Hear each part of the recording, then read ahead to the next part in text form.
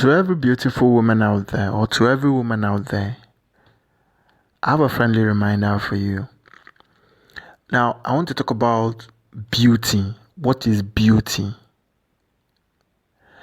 In my native Igbo language, it is said that Agwabumma wine, that is, character is the beauty of a woman.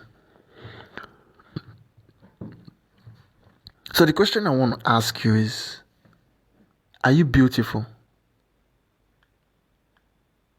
How is your character? Assess your character based on the highest level of character you have seen before, or your highest ideal standard for character on a scale of 1 to 10. How is your character? And how does your character fit into your aspiration?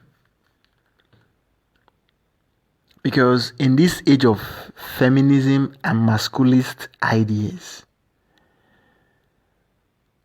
there is an adjustment in the character of many women. So the fundamental question is, how beautiful are you?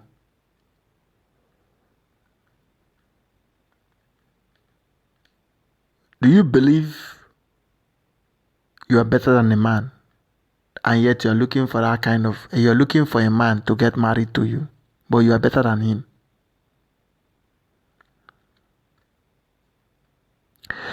Do you do those things that embodies you as a woman? Those values. Do you embody noble qualities? Are you a homemaker or a homebreaker in the name of feminism?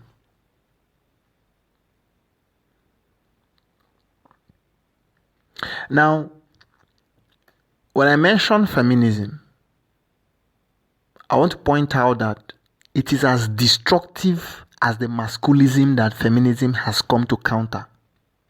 It is a rebel force against masculism. Hence, it is more destructive. Because when a woman starts behaving like a man, the truth is she can never be a man. So she will only do the worst.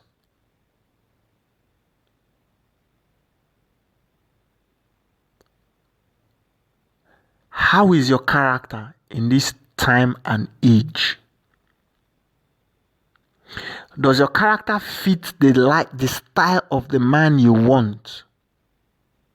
Or you say you are better than a man, and yet you want to marry an alpha male, or you're married to an alpha male person? You're married to an alpha. I'm not talking about the brutal alpha or the wrong, misdefined alpha of the old times. In one of my previous videos, I defined alpha as the real man. So everything that modern science ascribes to a better male, that is the alpha male. That's supposed to be the alpha male. So do you want an alpha in your life, but you're telling him you're his equal?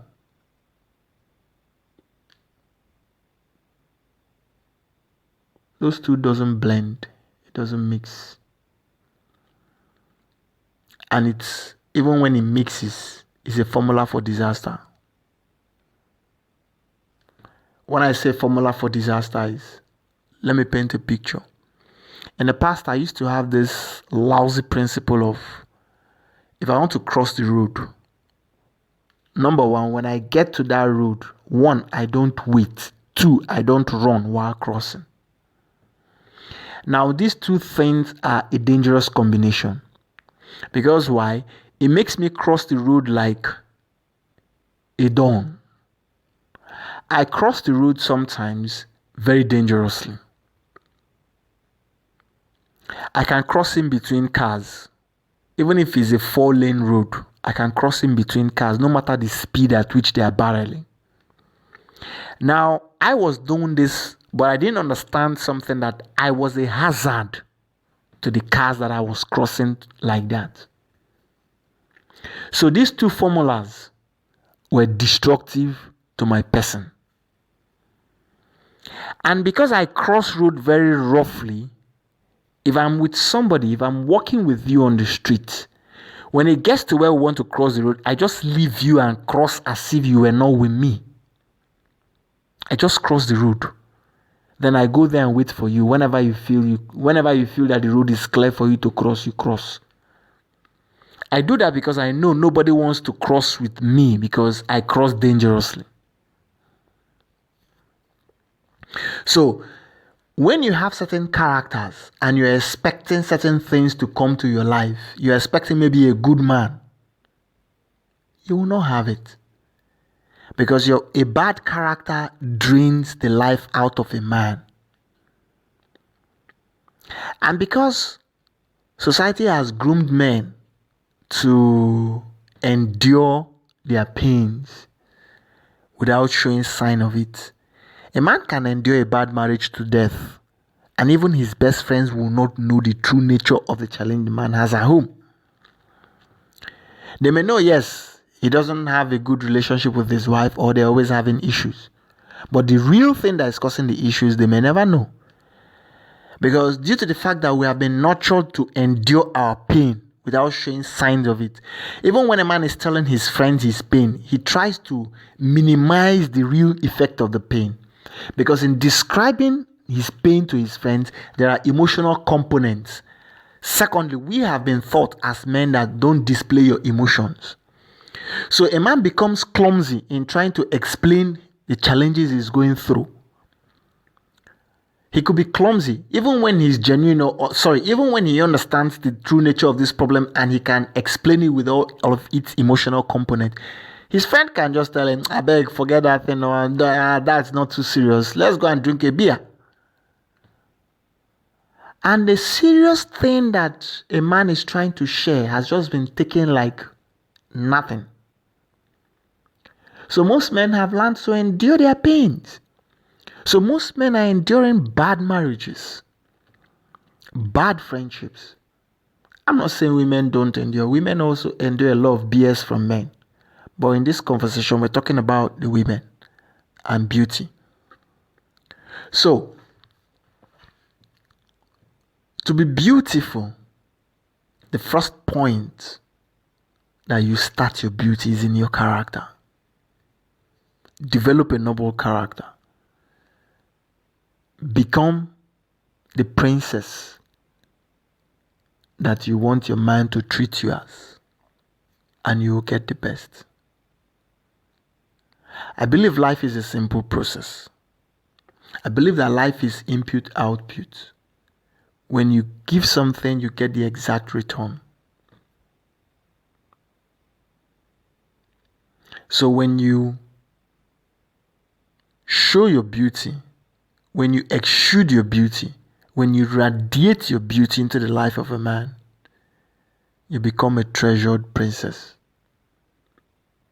Build yourself into a more refined woman. Build yourself into a woman with a noble character. Build yourself into that woman that every man desires.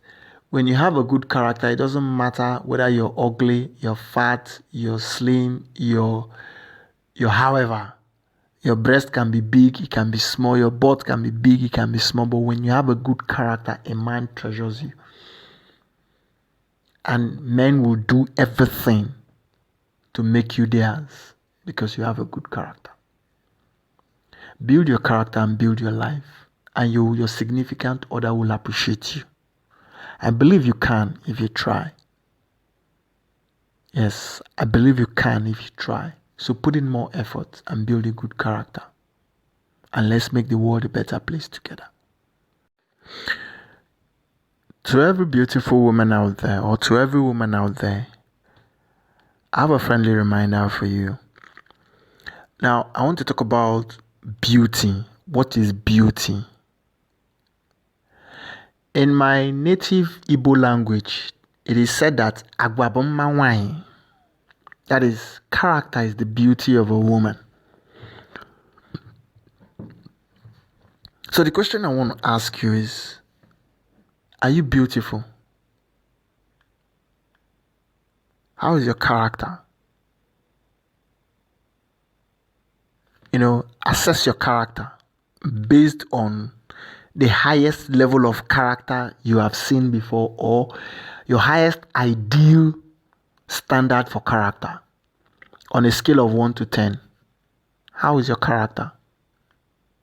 And how does your character fit into your aspiration?